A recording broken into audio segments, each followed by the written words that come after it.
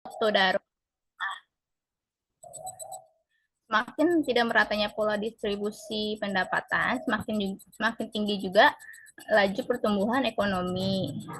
Karena orang-orang kaya memiliki rasio tabungan yang lebih tinggi daripada orang-orang miskin, sehingga akan meningkatkan agregat saving rate yang diikuti oleh peningkatan investasi dan pertumbuhan ekonomi. Oke, selanjutnya.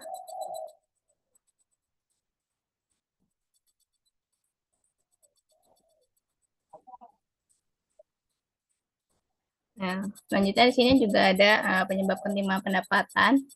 Yang pertama itu adalah pertumbuhan ekonomi yang tidak merata. Laju pertumbuhan ekonomi yang tidak merata tanpa pola pembagian pendapatan yang lebih merata dapat meningkatkan ketimpangan pendapatan. Hal ini karena golongan penduduk berpendapatan tinggi lebih menguntungkan daripada mereka yang berpendapatan rendah. Yang kedua adalah ketidakmerataan suatu pembangunan antara daerah. Indonesia kan negara yang terdiri dari ribuan pulau. Kita memiliki perbedaan karakteristik wilayah sehingga terjadi ketidakseragaman yang berpengaruh pada kemampuan suatu wilayah untuk tumbuh, di mana ada beberapa wilayah yang mampu tumbuh dengan cepat, sementara wilayah lainnya tumbuh lebih lambat. Kemampuan ini menyebabkan terjadinya ketimpangan pendapatan antar daerah. Perbedaan tingkat pembangunan antar daerah juga menyebabkan ketimpangan pendapatan. Daerah yang lebih maju akan memiliki sumber daya dan infrastruktur yang lebih baik sehingga meningkatkan pendapatan penduduknya. Sedangkan daerah yang kurang maju juga akan mengalami kesulitan dalam meningkatkan suatu pendapatan. Serta juga faktor demografis juga merupakan faktor yang penting dalam mempengaruhi tingkat produktivitas kerja di masyarakat di suatu daerah. Kondisi demografis ini cenderung akan meningkatkan produktivitas kerja suatu daerah sehingga dapat meningkatkan pertumbuhan ekonomi suatu daerah. Tingkat pengangguran yang tinggi juga akan mempengaruhi tingkat produktivitas suatu daerah sehingga akan menyebabkan suatu wilayah tidak optimal dan pertumbuhan ekonomi wilayah tersebut tertinggal. Selanjutnya adalah investasi yang tidak merata. Investasi ini memiliki dampak yang langsung ataupun tidak langsung pada ketimpangan distribusi pendapatan, di mana menurunnya atau meningkatnya investasi memiliki keterlibatan yang sangat besar bagi peningkatan pertumbuhan ekonomi yang kemudian berpengaruh terhadap ketimpangan suatu wilayah. Jika terjadi peningkatan pada investasi tersebut, maka bisa memperlapang peluang pekerjaan serta memperbaiki ketentraman masyarakat karena pendapatan yang didapati cenderung pulih sehingga akan meningkatkan atau meminimalisirkan ketimpangan pendapatan. Di mana investasi di Indonesia ini tuh sangat banyak dalam proyek-proyek yang padat modal atau kapital intensif yang dimana atau industri yang dibangun dengan modal besar atau didukung dengan teknologi tinggi sehingga dapat meningkatkan persentase pendapatan modal dari kerja tambahan sehingga meningkatkan pengangguran dan ketimpangan pendapatan karena kapital intensif ini itu adalah proses produksi perusahaan yang akan memilih teknologi yang paling cocok untuk meminimalkan biaya produksi. Yang keempat rendahnya mobilitas sosial. Mobilitas sosial yang rendah itu dapat membatasi kemampuan individu untuk meningkatkan status sosial dan ekonominya, sehingga meningkatkan ketimpangan pendapatan. Mobilitas sosial seseorang itu dapat berubah karena beberapa faktor seperti pendidikan dan pekerjaan. Ketika seseorang memperoleh pekerjaan yang baik dapat menduduki posisi sosial yang lebih tinggi. Namun, ketika seseorang kehilangan pekerjaannya, maka ia akan dipindahkan ke status sosial yang lebih rendah. Selanjutnya ada inflasi. Ketika inflasi tinggi di suatu daerah atau suatu negara dapat meningkatkan harga barang-barang sehingga pendapatan uang juga bertambah, tetapi tidak diikuti secara proporsional dengan pertambahan produksi harga-harga barang sehingga dapat meningkatkan ketimpangan pendapatan. Yang keenam ada kondisi indeks pembangunan manusia atau IPM. Menurut Farhan dan Sugianto 2022, pembangunan manusia itu memainkan peran yang penting dalam membentuk kemampuan sebuah negara dalam menyerap teknologi modern dan mengembangkan kapasitas agar terciptanya suatu pertumbuhan dan pembangunan yang berkelanjutan. Indeks pembangunan manusia ini juga akan berdampak pada ketimpangan distribusi pendapatan, di mana keunggulan sumber daya manusia merupakan tolak ukur yang berpengaruh dalam menetapkan pendapatan yang dihasilkan.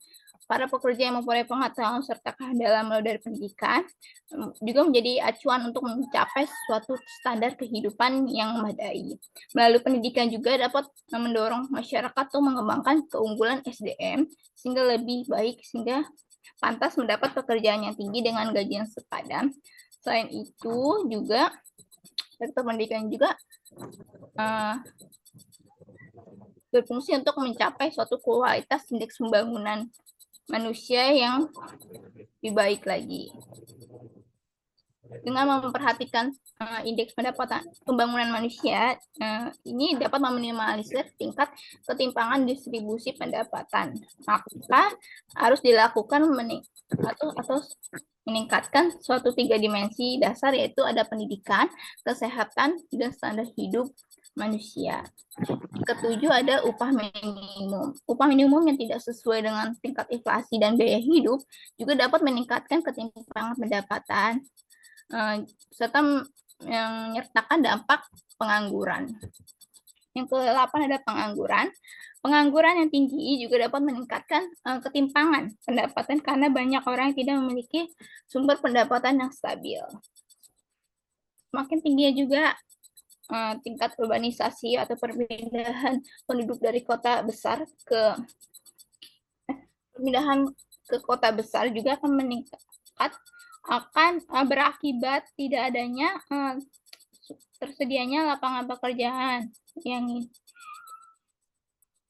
perpindahan masyarakat dari desa ke kota tanpa diimbangi suatu keahlian atau kemampuan memadai itu dapat menjadikan sumber daya manusia itu rendah, sehingga akan berdampak pada tingkat pengangguran dan berakibat pada kemiskinan.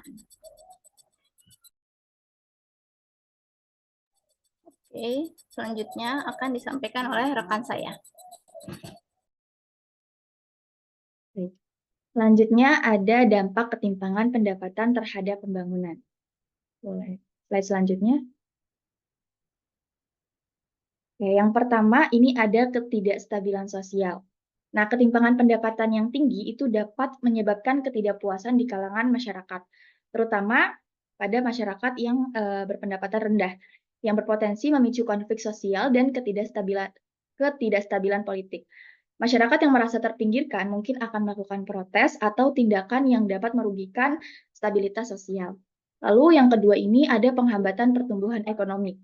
Nah, ketika sebagian besar pendapatan itu hanya kepada orang-orang tertentu, maka daya beli masyarakat secara keseluruhan itu menurun, yang nantinya itu dapat mengurangi permintaan agregat dan juga menghambat investasi. Boleh slide selanjutnya? Nah, yang selanjutnya ini ada akses terbatas ke pendidikan dan juga kesehatan. Masyarakat yang berpendapatan rendah itu tidak mampu mengakses pendidikan berkualitas dan juga layanan kesehatan yang memadai, yang pada gilirannya nanti itu dapat menghambat mobilitas sosial dan juga perkembangan sumber daya manusia. Yang selanjutnya ini ada pembangunan berkelanjutan. Ketimpangan pendapatan ini dapat menghalangi pencapaian pembangunan berkelanjutan. Ketika pendapatan itu tidak terdistribusi secara adil atau ketimpangan pendapatan, upaya untuk mencapai tujuan pembangunan berkelanjutan atau SDGs itu dapat terhambat, terutama dalam hal pengentasan kemiskinan dan juga pengurangan ketidakadilan. Dan yang terakhir, ini ada kesehatan mental dan juga kesejahteraan. Ketimpangan pendapatan juga dapat berdampak pada kesehatan mental individu. Nah, karena rasa ketidakadilan dan juga ketidakpuasan dari beberapa masyarakat itu bisa saja menyebabkan stres, depresi, dan juga masalah kesehatan mental lainnya di kalangan masyarakat yang memang kurang beruntung.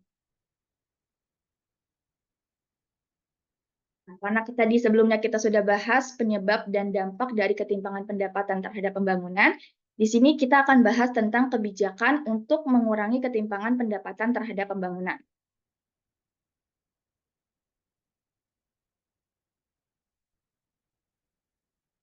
Yang pertama, itu ada pajak progresif, di mana kebijakan ini bisa diterapkan, yaitu menerapkan sistem perpajakan di mana individu itu yang mendapatkan pendapatan lebih tinggi, itu membayar pajak lebih banyak.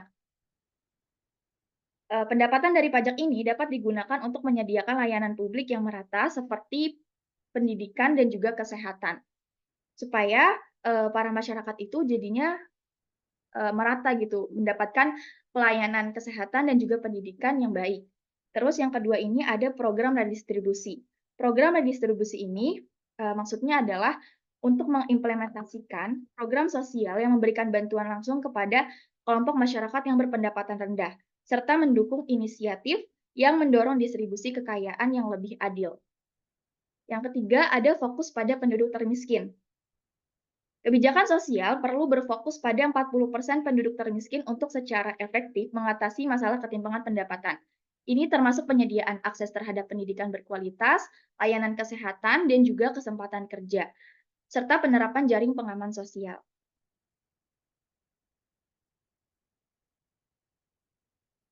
Selanjutnya ada keseimbangan antara pertumbuhan ekonomi dan kebijakan sosial. Pertumbuhan ekonomi yang kuat harus disertai dengan kebijakan sosial yang mendukung distribusi kekayaan yang lebih adil. Investasi dalam infrastruktur, pendidikan, dan inovasi itu dapat membantu memastikan bahwa manfaat pembangunan ekonomi dibagi secara lebih merata di antara penduduk. Dan selanjutnya yaitu tata kelola dan kepemimpinan politik. Efektivitas kebijakan sosial juga dipengaruhi oleh dinamika politik dan juga tata kelola. Kepemimpinan politik yang kuat dan tata kelola yang efektif itu sangat penting untuk melaksanakan dan mempertahankan kebijakan sosial yang bertujuan mengurangi ketimpangan pendapatan dan juga mengurangi tingkat kemiskinan. Dan selanjutnya yang terakhir itu ada kesenjangan regional. Kesenjangan regional di Indonesia, terutama antara Indonesia bagian timur dan juga Pulau Jawa, itu menunjukkan perlunya kebijakan yang disesuaikan dengan konteks lokal untuk mengatasi ketimpangan pendapatan dan kemiskinan secara lebih efektif. Nah, dengan menerapkan kebijakan yang tepat dan berfokus pada kelompok yang paling rentan, Indonesia dapat mengatasi ketimpangan pendapatan dan mencapai pembangunan yang lebih baik dan berkelanjutan.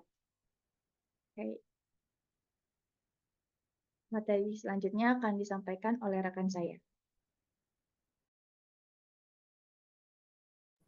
Oke, selanjutnya ada studi kasus ketimpangan pendapatan di negara berkembang. Selanjutnya. Nah, di sini ada grafik tingkat ketimpangan pengeluaran penduduk Indonesia pada Maret 2024. Pada Maret 2023, ketimpangan pendapatan pengeluaran penduduk Indonesia yang diukur menggunakan Gini ratio adalah sebesar 0,3088. Angka ini meningkat 0,007 poin jika dibandingkan dengan Gini ratio September 2022 yang sebesar 0,381 dan meningkat 0,004 poin jika dibandingkan dengan Gini rasio Maret 2022 yang sebesar 0,384. Nah, Gini rasio di perkotaan pada Maret 2023 ini tercatat sebesar 0,409, naik dibandingkan Gini rasio September 2022 yang sebesar 0,402 dan Gini rasio Maret 2022 yang sebesar 0,403. Ada juga Gini rasio di pedesaan pada Maret 2023 ini tercatat sebesar 0,3 yang tidak berubah dibandingkan September 2022 dan turun jika dibandingkan dengan Gini rasio Maret 2022 yang sebesar 0,3. Nah, pada Gini rasio di pedesaan ini turun ya 0,13 itu ke 0,3. Di pedesaan rasionya turun dari 409 ke 0,399. Gini rasio Indonesia tuh sempat mengalami fluktuasi akibat pandemi COVID yang dimana dia menyentuh angka tertinggi pada 0,388 pada Maret 2023 dan penurunan rasio Gini-nya pada Maret 2024 ini adalah yang terendah dari sepanjang September 2017 sampai Maret 2024. Hal ini mengindikasikan pengeluaran penduduk Indonesia bergerak membaik, serta juga menurut data tingkat ketimpangan ini cenderung mengalami penurunan. Hal ini juga dipicu oleh angka pendapatan kelompok 40% terbawah dan 40% menengah itu meningkat. Oke, selanjutnya akan disampaikan oleh rekan saya. Nah, selanjutnya di sini ada studi case tentang ketimpangan pendapatan yang ada di negara maju. Next slide. Nah, di sini kita mengambil contoh ketimpangan pendapatan yang ada di Singapura. Jadi, Singapura ini merupakan suatu negara yang dikenal dengan pertumbuhan ekonominya yang pesat dan juga tingkat hidupnya yang tinggi. Ketimpangan distribusi pendapatan yang ada di Singapura merupakan isu yang kompleks dan telah mengalami berbagai perubahan seiring berjalannya waktu. Di tahun 2020, pemerintah Singapura menyatakan ketimpangan distribusi pendapatan turun ke titik terendah sepanjang sejarah. Singapura mencatat Gini rasio pada tahun 2020 sebesar 0,375, di mana 0,375 ini merupakan angka terendah sejak data mulai dicatat tahun 2000. Hal ini juga menunjukkan adanya penurunan sebesar 0,398 dari tahun sebelumnya dan menandakan bahwa ketimpangan distribusi pendapatan di negara Singapura ini berkurang. Next slide. Nah, Singapura juga telah menerapkan berbagai kebijakan-kebijakan untuk mengatasi ketimpangan distribusi pendapatan yang ada. Nah, kebijakan yang pertama ini ada pendidikan dan juga pelatihan. Pemerintah Singapura berinvestasi besar dalam pendidikan dan pelatihan untuk meningkatkan keterampilan tenaga kerja, di mana program-program pendidikan dan pelatihan ini dirancang untuk membantu individu, terutama yang berasal dari golongan rendah agar dapat bersaing di pasar kerja. Next slide. Nah, kebijakan yang kedua ini ada program bantuan sosial. Program bantuan sosial ini ditujukan untuk mendukung masyarakat yang berpenghasilan rendah. Program-program ini termasuk bantuan tunai, subsidi perumahan, dan juga program kesehatan yang terjangkau. Nah, kebijakan yang ketiga ada kebijakan pajak progresif. Jadi, Singapura ini menerapkan sistem pajak progresif di mana individu yang pendapatannya itu lebih tinggi, mereka membayar persentase pajak yang lebih besar juga. Pendapatan dari pajak ini digunakan untuk mendanai program-program sosial dan infrastruktur yang bermanfaat bagi masyarakat secara keseluruhan. Next slide. Nah, peran perpajakan dan redistribusi selanjutnya akan dijelaskan oleh teman saya.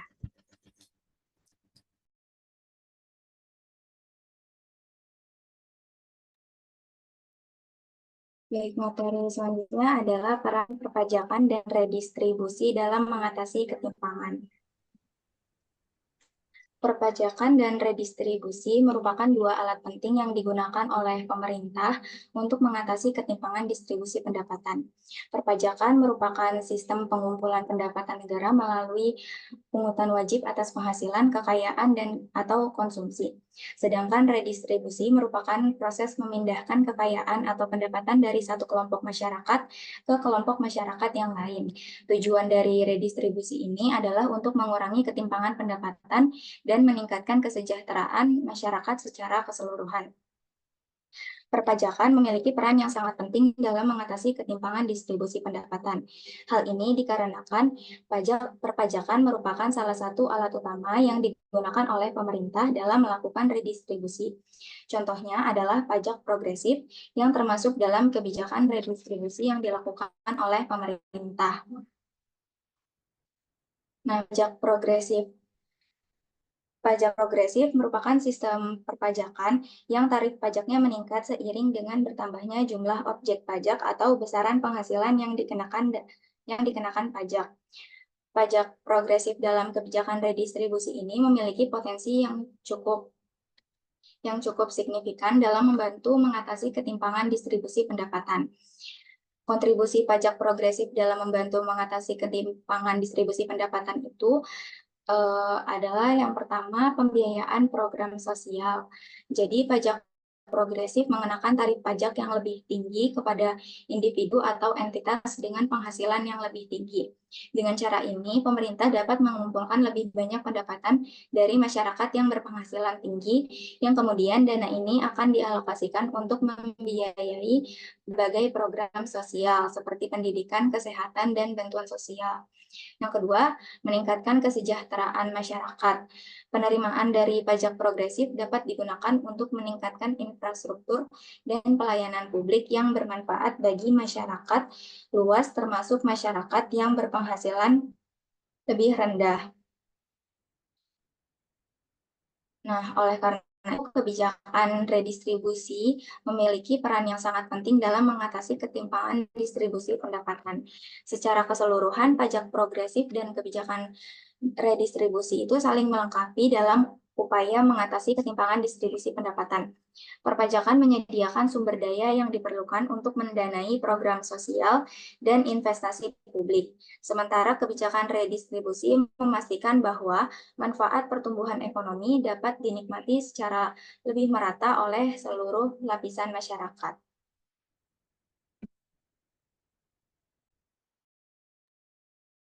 Baik, teman-teman, sekian presentasi dari kelompok kami. Bagi teman-teman yang ingin bertanya, bisa untuk raise hand.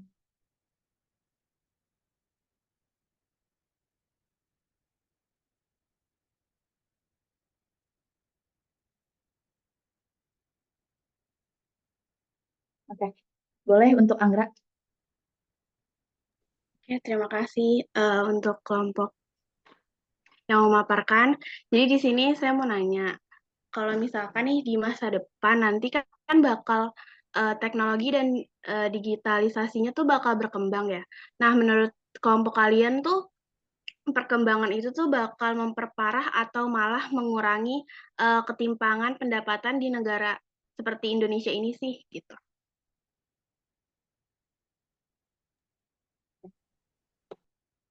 Terima kasih, Anggra. Selanjutnya, Ririn. Oke, sebelumnya makasih banyak udah memaparkan materi, udah bagus banget. Aku mau nanya, mungkin sedikit apa ya, sedikit jabarin bentar ya. Tadi kan disebutnya kalau ketimpangan itu ditandai dengan orang kaya lebih diuntungin dibanding orang miskin ya. Nah, di Indonesia, menurut aku tuh terjadi ketimpangan salah satunya karena mindset atau pemahaman masyarakatnya sendiri. Contohnya kayak banyak anak, banyak rezeki gitu ya. Jadinya nggak mikirin dulu punya anak, tapi nggak kerja, kerjanya nggak mapan. Atau kayak yang aku lihat di data Menkes itu di 2023, 7,1 juta orang miskin konsumsi rokok. Ini kan jadinya kayak orang makin kaya tuh karena targetnya orang miskin yang masih punya pemahaman yang penting senang aja gitu ya. Nah, jadi pertanyaan inti aku tuh gimana sih peran negara untuk mengubah mindset atau pemahaman atau kultur lah semacamnya yang terjadi di Indonesia sendiri selain menggunakan pendidikan formal gitu karena pendidikan kan emang berperan ya tapi masalahnya pendidikan di Indonesia juga masih timpang. Nah, mungkin ada nggak peran lainnya? Itu aja. Terima kasih. Oke, terima kasih Ririn atas pertanyaannya. Selanjutnya, Hilda. Oke, suara aku udah kedengeran belum ya? Kedengeran. Oke, mau nanya aja, kan tadi di Singapura itu dijelasin kalau misalkan dia aja negara maju aja ada titik di mana dia ketimpangan kan di 2020 ya kalau nggak salah. Nah, ada nggak sih kayak negara yang benar-benar dia tuh kayak nggak memiliki ketimpangan gitu, sedangkan kan di negara maju itu kan kayak berkembang, misalnya kayak di negara maju kan dia maju banget ya negaranya dengan industri segala macam. Tapi kok kenapa dia masih terjadi ketimpangan itu?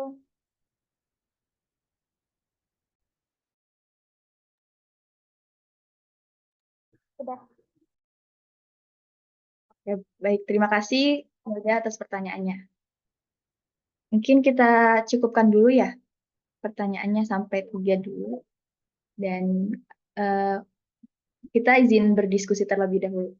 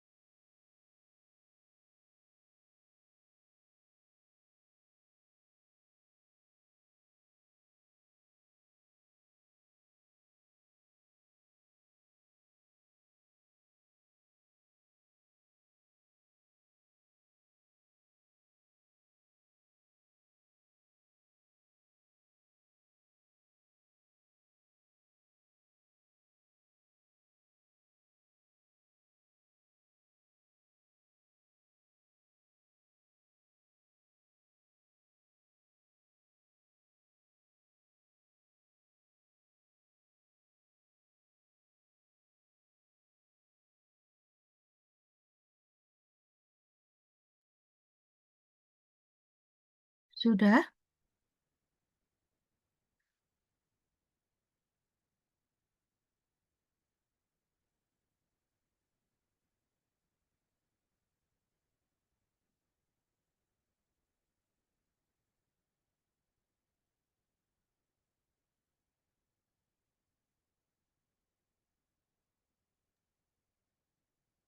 Sudah, Ibu. Oke, silakan dijawab.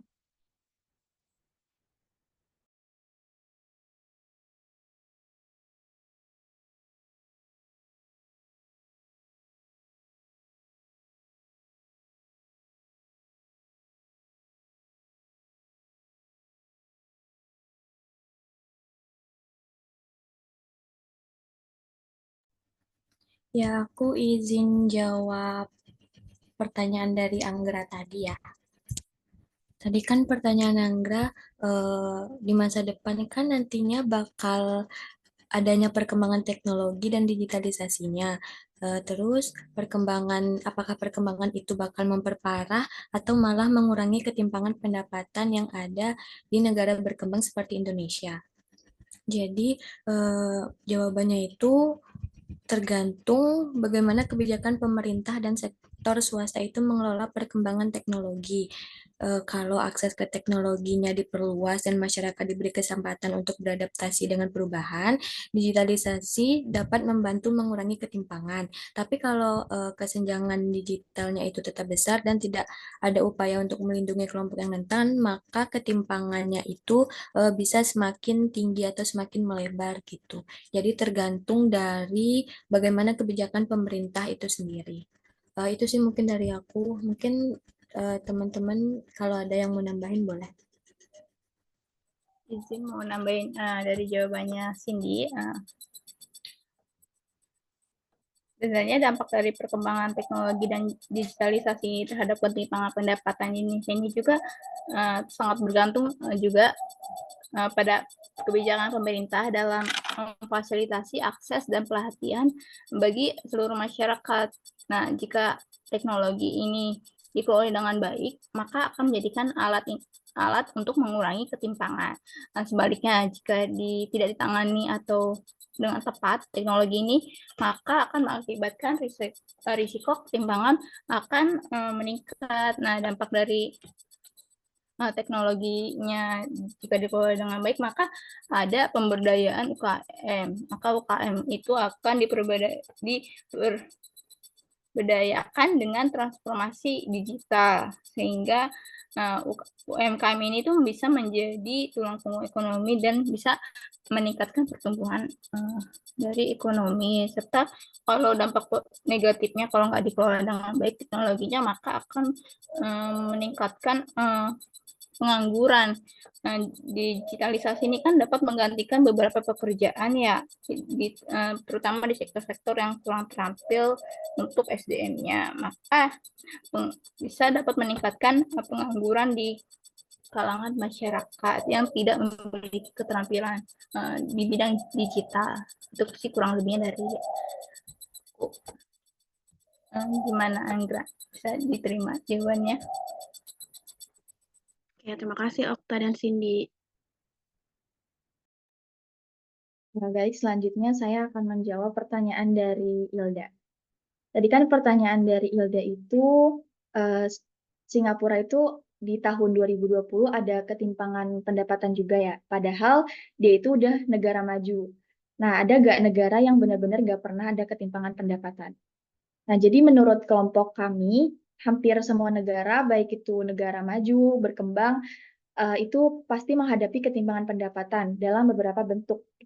Termasuk Singapura, meskipun emang dia negara yang maju dengan ekonomi yang kuat, tapi dia tetap ada memiliki ketimpangan pendapatan yang disebabkan oleh faktor kayak perbedaan pendidikan, keahlian, dan juga akses terhadap peluang ekonomi. Nah, sampai saat ini juga belum ada negara yang benar-benar tuh bebas dari ketimpangan pendapatan. Negara-negara dengan tingkat ketimpangan yang rendah kayak misalnya Swedia, Denmark, Finlandia itu cenderung juga dia memiliki ketimpangan pendapatan gitu. Dan mereka juga Dan negara-negara tersebut juga cenderung memiliki sistem kesejahteraan yang kuat dan juga redistribusi pendapatan yang melalui pajak progresif dan layanan publik. Jadi kesimpulannya, setiap negara, mau itu negara maju ataupun berkembang, itu pasti akan mengalami ketimpangan pendapatan. Gimana, Ilda? Terjawab nggak? Oke, makasih Mutia. Oke, sama-sama. Selanjutnya saya izin menjawab pertanyaan dari Ririn. Jadi tadi itu pertanyaannya di mana peran negara mengubah mindset atau kultur yang ada di masyarakat selain dari pendidikan formal. Jadi sebenarnya untuk mengubah mindset atau kultur yang ada di masyarakat itu cukup susah atau cukup sulit. Tapi ada beberapa hal yang sebenarnya bisa dilakukan oleh negara untuk mengubah mindset atau kultur yang ada di masyarakat dalam mengatasi ketimpangan ini. Itu bisa dengan memberikan kewenangan yang lebih besar kepada pemerintah daerah untuk mengatur dan mengembangkan wilayahnya sesuai dengan potensi dan kebutuhan masyarakat setempat. Kemudian bisa juga dengan membangun kemitraan dengan lembaga swadaya masyarakat untuk mengimplementasikan program-program pemberdayaan masyarakat. Dengan melakukan pemberdayaan masyarakat itu bisa dengan memberikan pelatihan dan pendampingan kepada masyarakat untuk meningkatkan kapasitas mereka dalam mengelola sumber daya dan mengatasi masalah sosial. Ririn terjawab nggak? Iya, terjawab Kak Mel. Makasih banyak. Sama.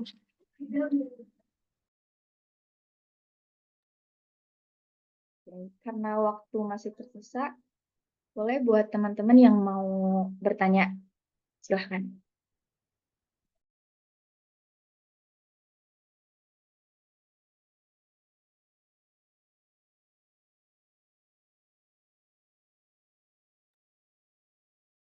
Apa ada yang ingin bertanya?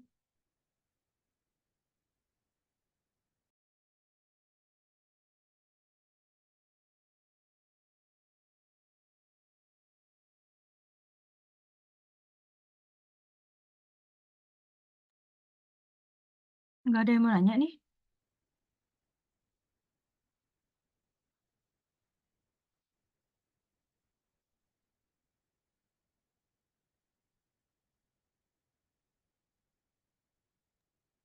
Ya boleh, Pandu.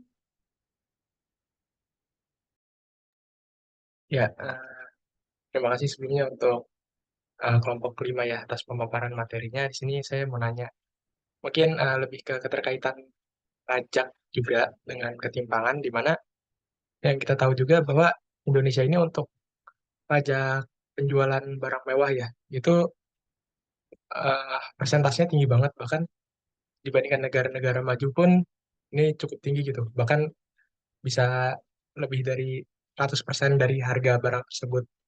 Nah, sebenarnya tujuan dari adanya PNBM yang tinggi itu untuk menekan supaya orang-orang berpenghasilan tinggi atau kaya ini mengurangi belanjanya, atau justru uh, pemerintah ini pengen biar buat orang-orang kaya yang belanja barang-barang mewah ini pada akhirnya berkontribusi besar gitu terhadap pemasukan negara yang pada akhirnya akan kembali juga ke masyarakat umum, masyarakat yang memang berpenghasilan rendah gitu dalam hal fasilitas publik dan sebagainya. Apakah bisa dipahami?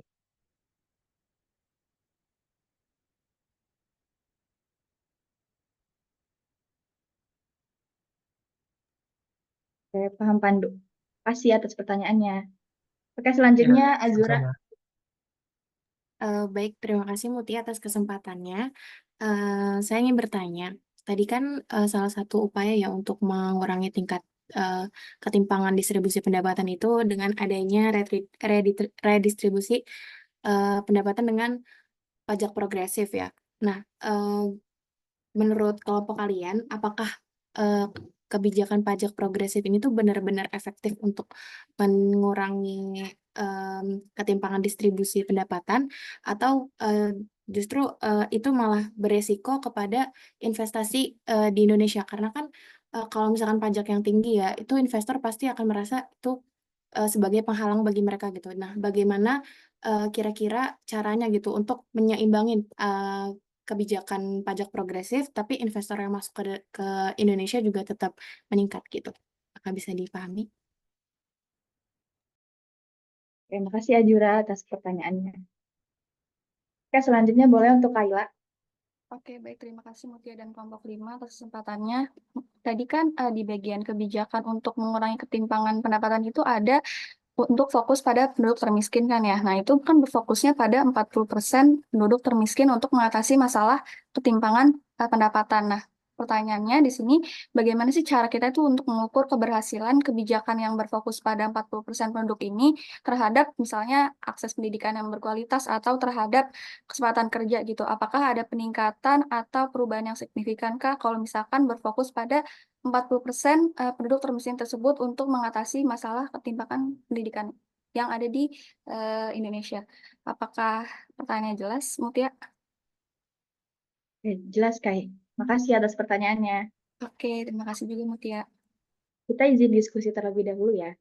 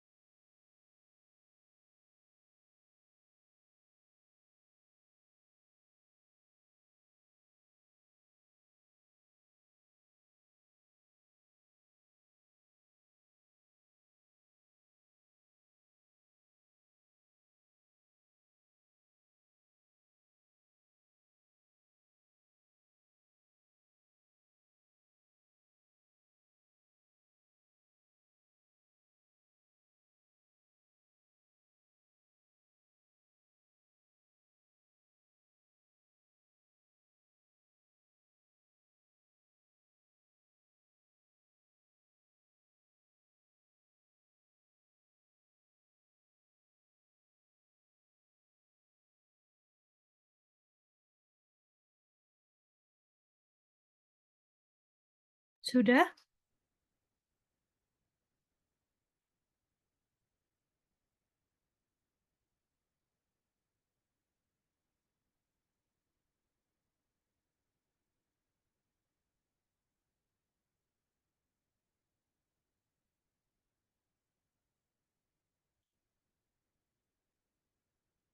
Sudah kelompok 5?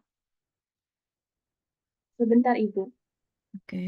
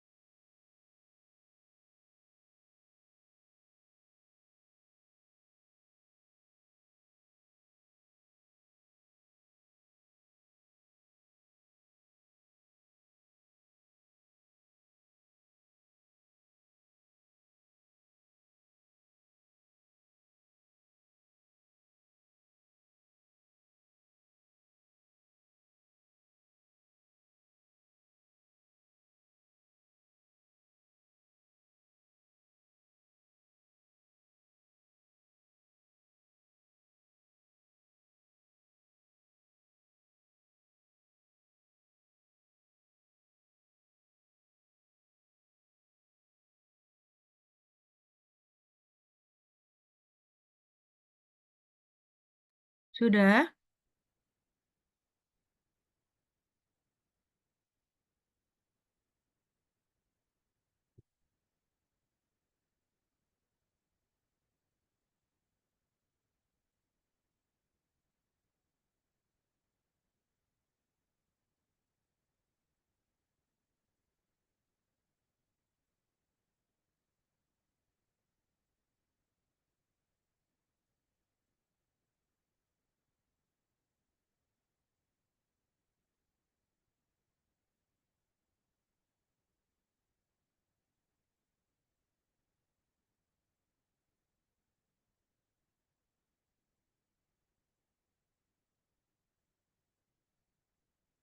Sudah kelompok 5?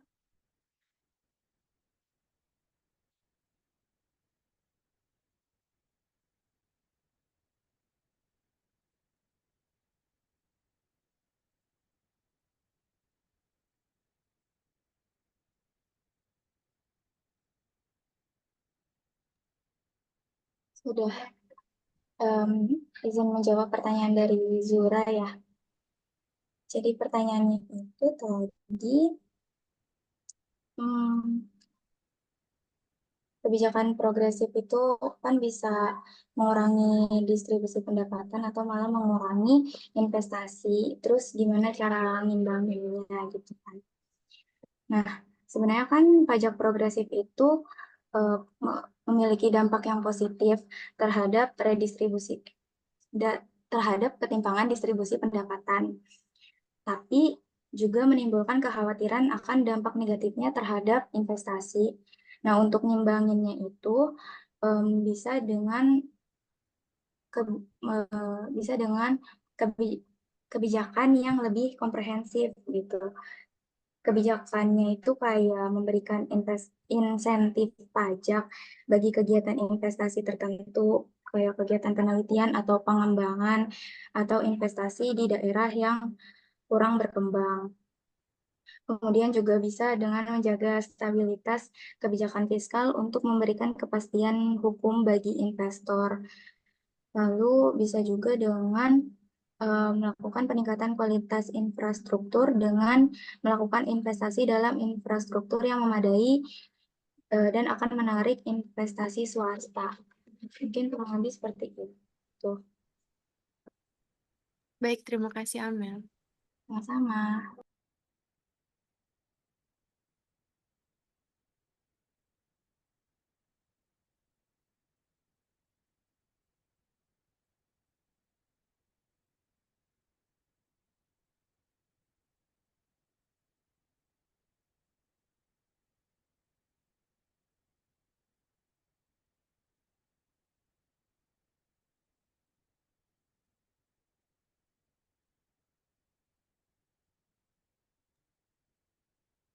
Izin menjawab pertanyaan dari Pandu. Jadi kan pertanyaan dari Pandu itu tadi, apa tujuan sebenarnya pemerintah membuat pajak beli barang mewah itu tinggi ya?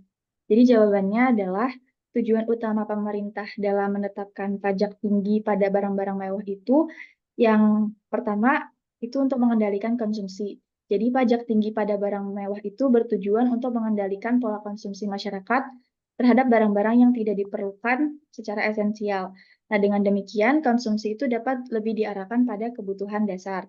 Terus juga bisa mengurangi ketimpangan sosial. Jadi pajak ini pun juga bertujuan untuk memperoleh keseimbangan pajak antara konsumen dengan penghasilan rendah dan konsumen dengan penghasilan tinggi. Nah, dengan demikian pajak ini tuh membantu mengurangi ketimpangan sosial. Terus selanjutnya juga meningkatkan penerimaan pajak. Jadi pajak barang mewah juga berfungsi sebagai sumber pendapatan negara yang signifikan.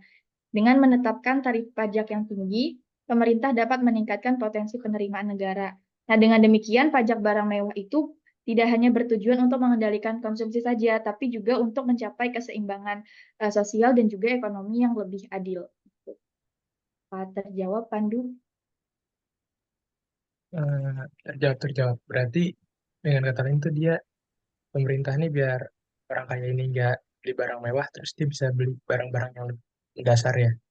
Maksudnya kayak bantu UMKM. Jadi dengan uang segitu dia bisa beli lebih banyak gitu dengan barang-barang lain. Oke Iya, sih, betul. udah cukup. Makasih Mutia. Sama, makasih juga atas pertanyaannya.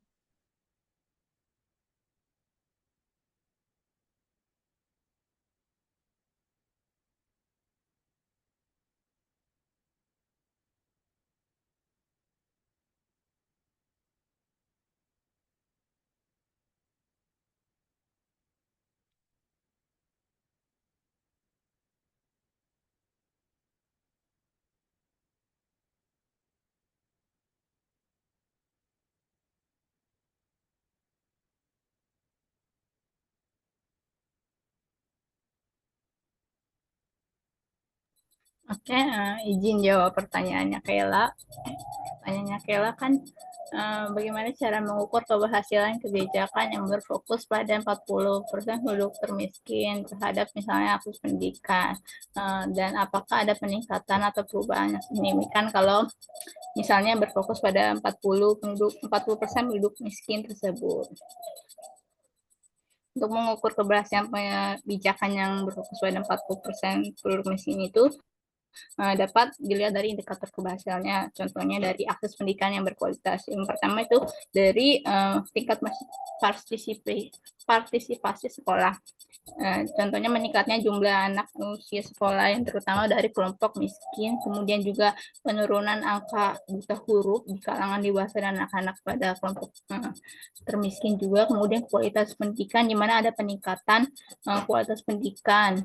Kemudian juga akses ke pendidikan, di mana meningkatnya jumlah siswa yang dari kelompok miskin untuk melanjutkan pendidikan ke tingkat yang lebih tinggi atau tingkat universitas. Kemudian kesempatan kerja yang dimana ada tingkat pengangguran itu mengalami penurunan terutama di kalangan termiskin. Kemudian juga adanya meningkatnya jumlah pekerjaan yang stabil dan berpenghasilan layak di kalangan masyarakat miskin juga. Kemudian ada pengembangan keterampilan, adanya peningkatan keterampilan dan pelatihan yang tersedia bagi masyarakat miskin. Pastinya akan terjadi peningkatan atau perubahan signifikan kalau berfokus pada 40% penduduk termiskin. Kebijakannya dapat menghasilkan perubahan. Contohnya perubahannya adalah penurunan ketimpangan dalam dunia pendidikan, di mana adanya peningkatan akses ke pendidikan berkualitas dapat mengurangi ketimpangan juga, ketimpangan pendidikan antara kelompok masyarakat berpenghasilan tinggi dan rendah. Kemudian ada juga peningkatan kesempatan kerja yang dimana kebijakan ini juga dapat menyediakan pelatihan keterampilan dan dukungan terhadap UMKM yang dapat meningkatkan kesempatan kerja dan penghasilan bagi masyarakat miskin. Kemudian juga dengan memprioritaskan atau memfokuskan kebijakan pada 40 penduduk termiskin, pemerintah ini dapat secara efektif mengurangi ketimpangan pendapatan serta juga dapat menurunkan tingkat kemiskinan serta dapat meningkatkan akses pendidikan yang berkualitas serta kesempatan kerja. Itu dari kelompok kami jawabannya. Apakah? Oke, terjawab Okta. Terima kasih banyak atas jawabannya. Oke, sama-sama.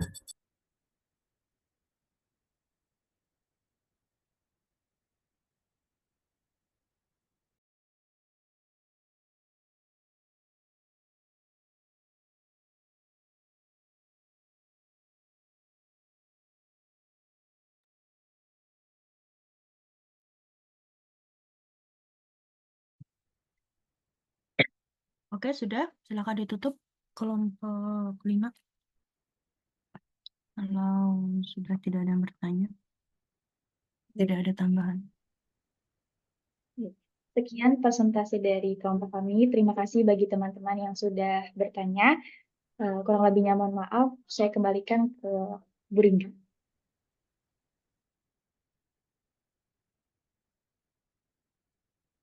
Oke, terima kasih kelompok 5 ya atas presentasinya. Untuk menjawab pertanyaan udah bagus ya.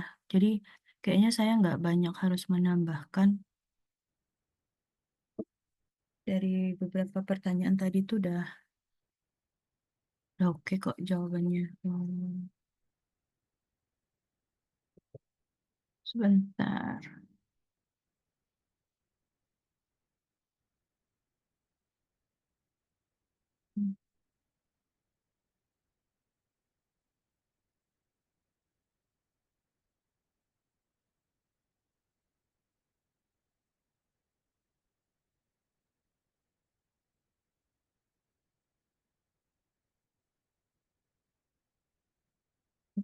Saya hanya menambahkan sedikit ya. Tadi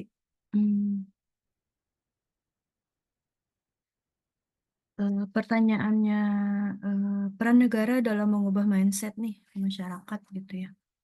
Pertanyaannya dari Ririn ya. Jadi kalau mindset itu emang susah ya sebenarnya diubah gitu. Salah satu yang cara mengubah mindset itu ya dengan pendidikan gitu.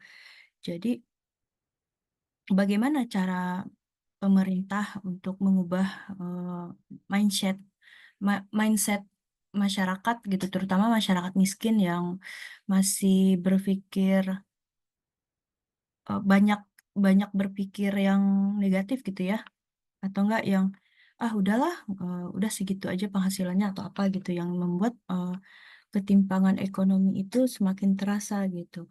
Jadi salah satu caranya selain memaksimalkan di pendidikan, jadi pemerintah itu biasanya melakukan program-program ya dengan adanya pelatihan.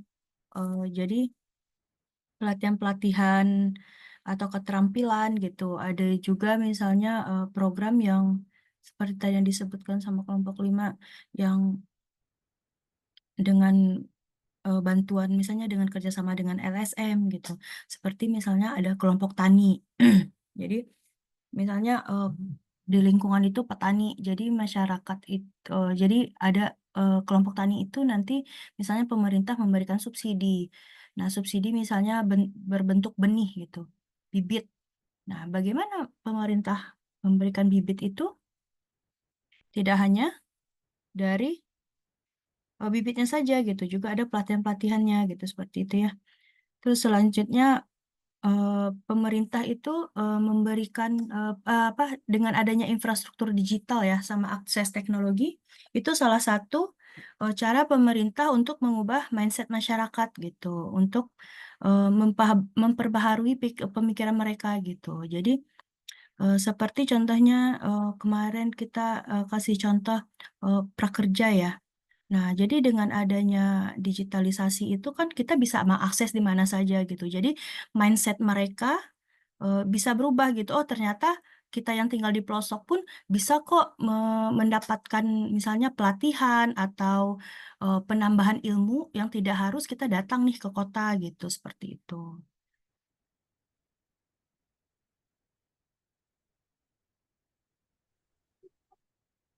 Selanjutnya juga pemerintah dengan mendorong wirausaha sosial. Ada yang tahu wirausaha sosial itu apa?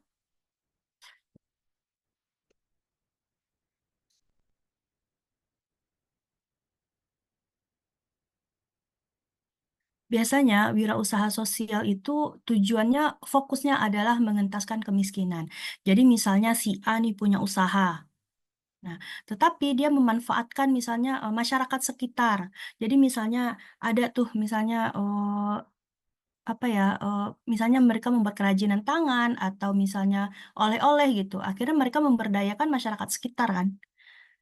Nah, itu yang disebut dengan berarti kan yang wirausaha ini melakukan aksi sosial juga gitu secara tidak langsung. Jadi tidak hanya keuntungan yang dia dapat, tapi dia juga melakukan aksi sosial gitu. Itu yang disebut dengan wirausaha sosial gitu. Jadi pemerintah bisa memberikan pelatihan-pelatihan dan bisa juga berupa modal kepada wirausaha dengan cara memanfaatkan atau bekerja sama dengan masyarakat sekitar untuk misalnya membantu wirausaha tersebut gitu, bekerja dengan wirausaha tersebut gitu. Jadi sehingga masyarakat-masyarakat ini, oh ternyata nih dengan kayak gini saya punya penghasilan gitu. Nah mindsetnya berubah gitu, dan secara nggak langsung ketimpangan pendapatan pun akan semakin menipis gitu, berkurang.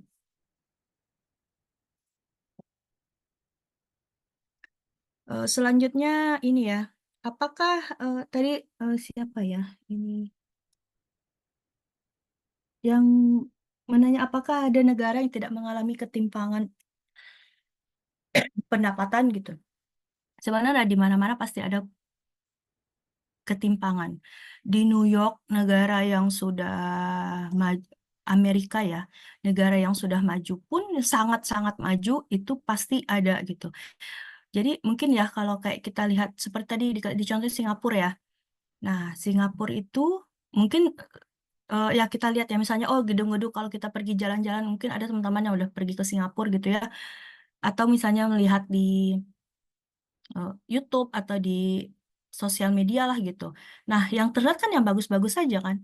Tapi di sisi itu pasti setiap negara atau setiap kota yang maju gitu pasti ada sisi gelapnya gitu. Karena apa? Sebenarnya kan mereka itu bersinergi ya. Saat kita contohnya aja misalnya di SCBD nih. Menurut kalian apakah SCBD itu hanya gedung-gedung tinggi? Tidak gitu. Karena di balik itu ada misalnya perumahan-perumahan kumuh. Karena apa? Mereka bersinergi kan. Nah, mungkin yang bekerja di gedung-gedung tinggi itu adalah orang-orang yang kompeten di bidangnya. Di bidang misalnya dia punya punya kemampuan, punya pendidikan yang bagus yang bisa bekerja di sana. Tetapi mereka butuh makan. Nah, kalau beli di kantin terus-terusan habis kan duit mereka gitu. Yang mungkin atau enggak GoFood gitu. Atau enggak Shopee Food gitu yang ya lumayan nih gitu. Atau makan di kafe, di restoran gitu. Nah, akhirnya mereka kan beli warteg lah di sekitar situ, naik ojek lah gitu. Jadi mereka sebenarnya bersinergi gitu. Jadi tidak bisa ini ya, negara maju itu tidak bisa terlepas dari ketimpangan itu gitu. Pasti ada ketimpangan pendapatan gitu. Ada dan juga maksudnya pasti di mana gedung-gedung tinggi pasti ada lingkungan kumuhnya gitu seperti itu.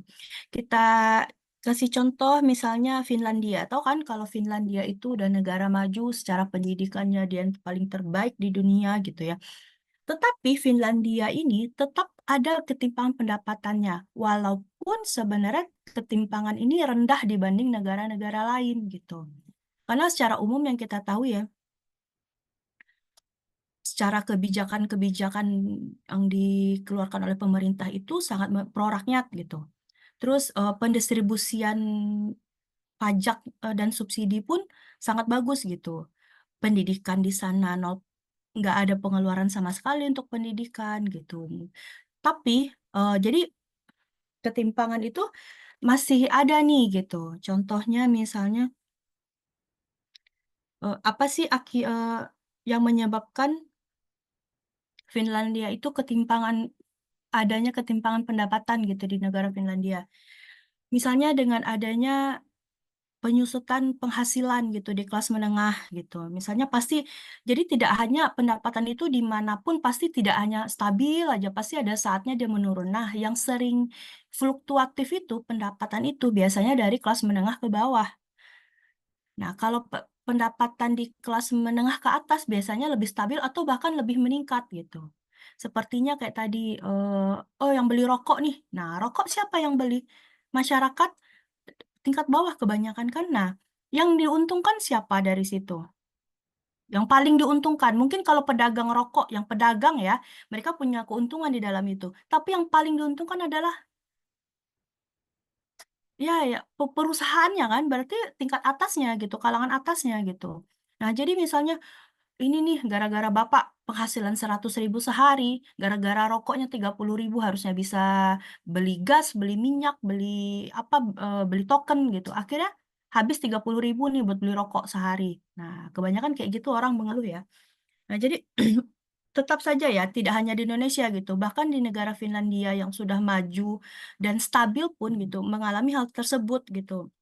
Karena kelas menengah ke bawah itu kadang mengalami stagnan gitu, apalagi ketika COVID. Nah, semua itu terdampak gitu. Negara manapun terdampak akan COVID gitu. Jadi mengakibatkan ketimpangan pendapatan.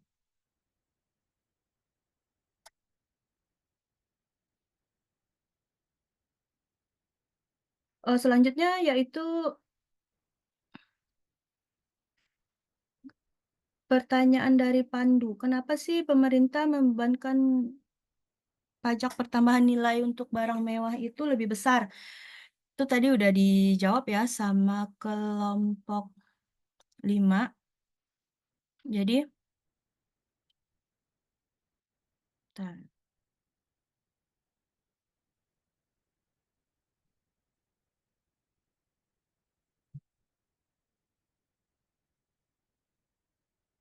Ini sebenarnya ini ya saling beririsan dengan pertanyaannya Azura tentang kebijakan progresif ya. Nah, sebenarnya jadi secara nggak langsung pajak itu gunanya untuk apa gitu. Karena tadi udah dijelasin ya sama beberapa juga dijelasin sama kelompok 5.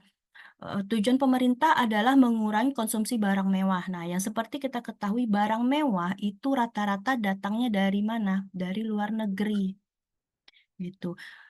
Jadi beli nih barang mewah dari luar negeri gitu. Nah, jadi itu salah satu upaya pemerintah untuk mengurangi konsumsi barang impor gitu. Jadi, oh lebih baik nih beli produk lokal gitu yang kualitasnya lebih kurang bisa sama gitu dengan kualitas barang luar gitu. Nah, jadi apalagi kita ya orang Indonesia itu sepertinya terlalu menghambakan produk-produk luar gitu. Bahkan thrifting aja itu kebanyakan kalau nggak produk luar itu nggak keren gitu. Bahkan barang secondnya aja laku gitu.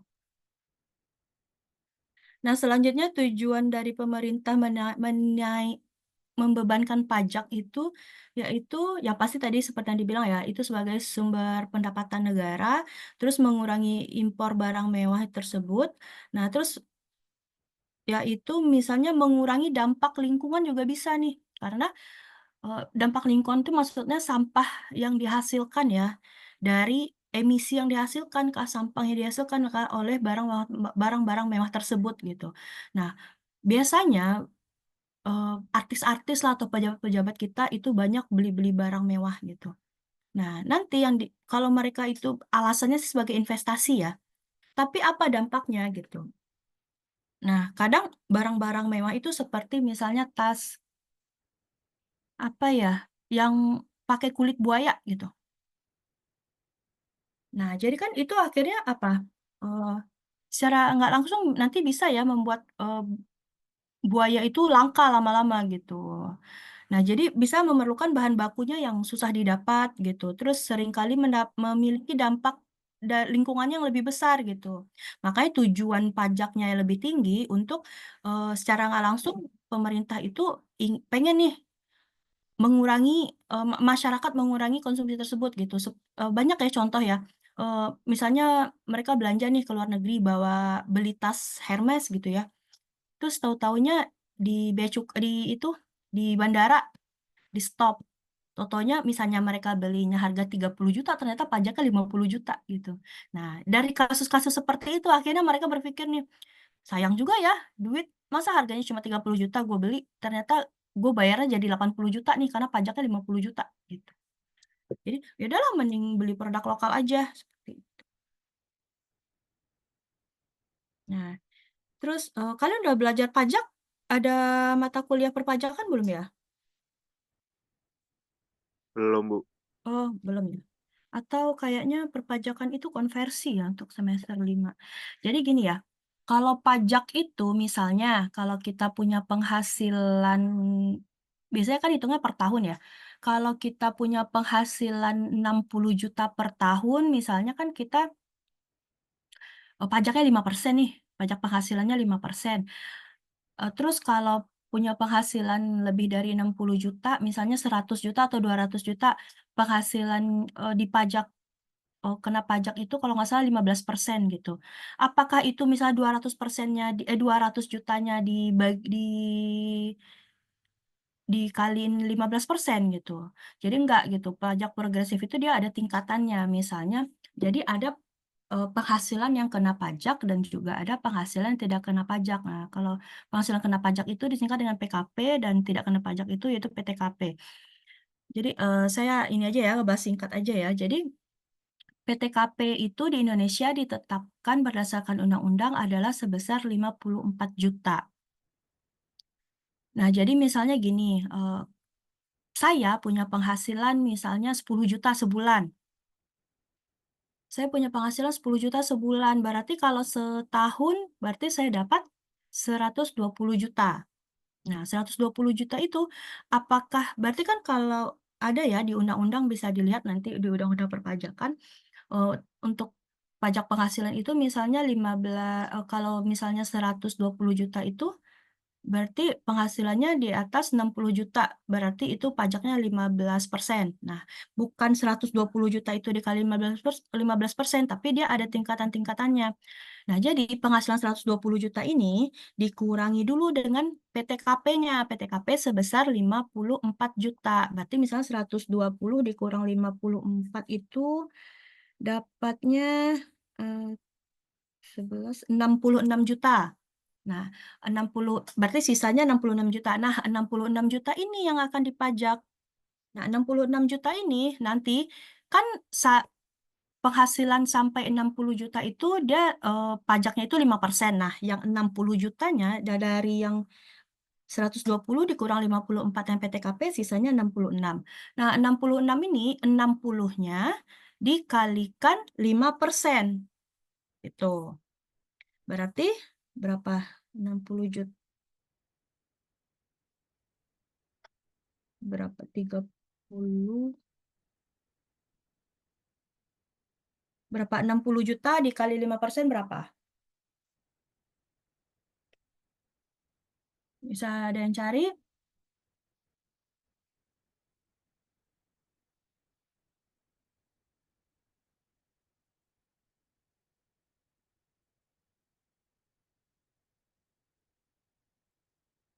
Jadi misalnya pajaknya 3 juta ya. Nah, dari yang 60. Nah, dari 60 tadi kan tadi 66 nih.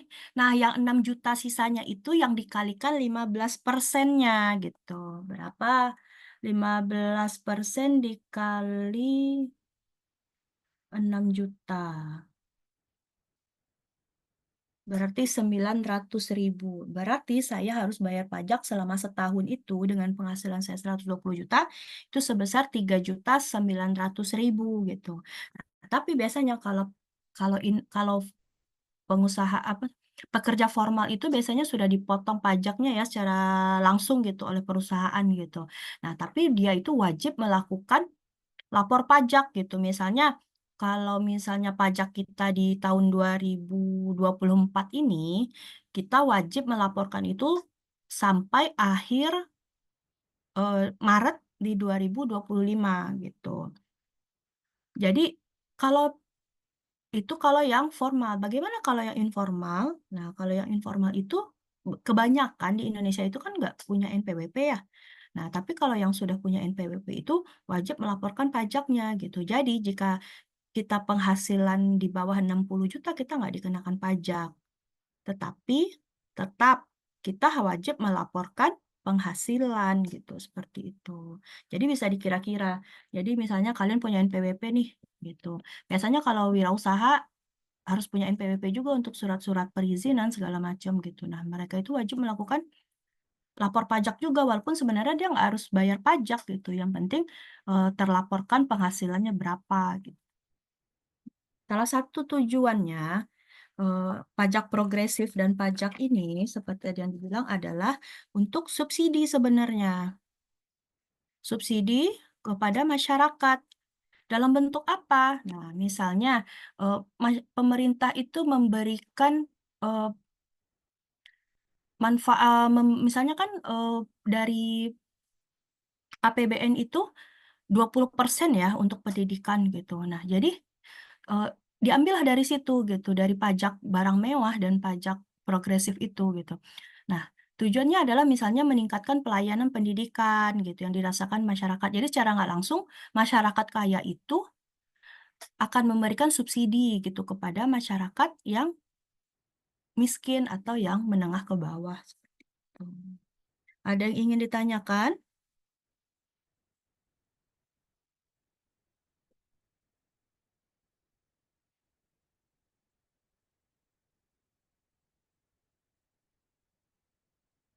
Oke, kalau nggak, saya rasa cukup ya. Untuk pertemuan berikutnya, sepertinya tetap hari Rabu jam 10.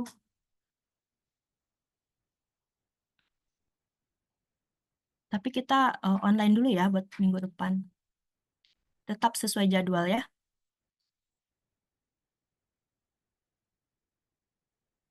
Oke, nanti jangan lupa dikirim ke saya nama yang bertanya dan menjawab serta pertanyaannya ya.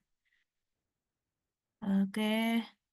Oke, sekian pertemuan kita hari ini. See you next week. Assalamualaikum warahmatullahi wabarakatuh. Waalaikumsalam warahmatullahi wabarakatuh. Waalaikumsalam warahmatullahi wabarakatuh.